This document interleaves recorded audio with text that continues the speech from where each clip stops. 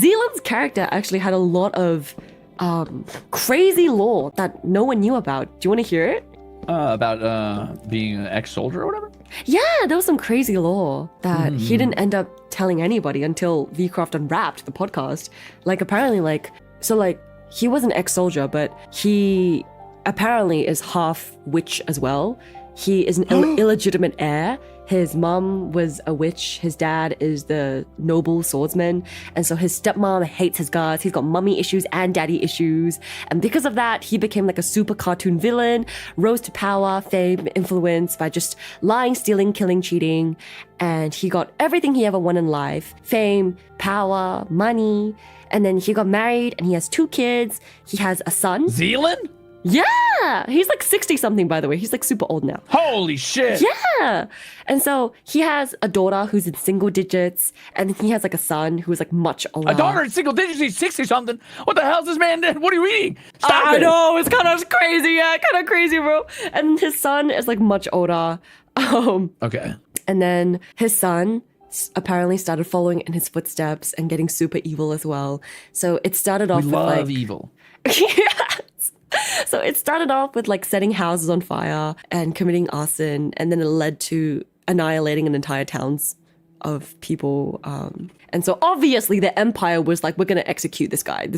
Kill him. Chat, I think we're going to have to kill him. Rightfully so. Rightfully so. And so Zealand apparently felt a lot of guilt because he was like, damn, I felt like I influenced my son. I felt like I kind of led him down this path. And something that frustrated him to no end is that even when he was rising to the peak of his youth and power and fame, no one held him accountable, held him responsible for all his evil deeds. And so when he watched his son as well, right, he was like, this is kind of my fault. Everyone around him was like, oh no, but you couldn't control your son. That's your son. That's not you. That's not your fault. And so no one was holding him responsible again. He felt like that he wouldn't ever have anybody hold him accountable to his evil deeds. And that frustrated him a lot with his pre-existing self-hatred and low self-esteem as a bastard son. And just a lot of he really just needed a Clifford or Alexis to shoot him in the teeth with the crossbow. Yeah, real! And so, like, apparently of, like, the character of Zealand, he and Vitruvius have a lot of parallels in the sense that, like, they both struggle with a lot of anger that they bottle up on the inside, and that Zealand, whenever he looks at Vitruvius, he sees his son walking down the path of anger and hatred. But he also sees a mirror reflection of himself, which is why it kind of makes him, like, a bit, like, uncomfortable to see that. A little sassy. Yeah. He was like, damn, it's like I'm looking at my younger self.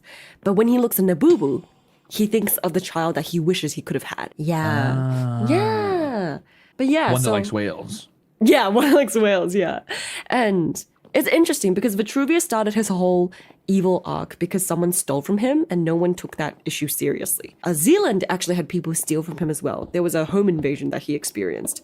But instead of taking it out on everyone in a villain arc, he was like, out of spite and pettiness, I'm going to open up my entire home. You think you can come in here and steal my things? Okay, this will be everyone's home now. It will be a community workshop. You know what? You can come in and take everything. Just take it all. I don't care anymore.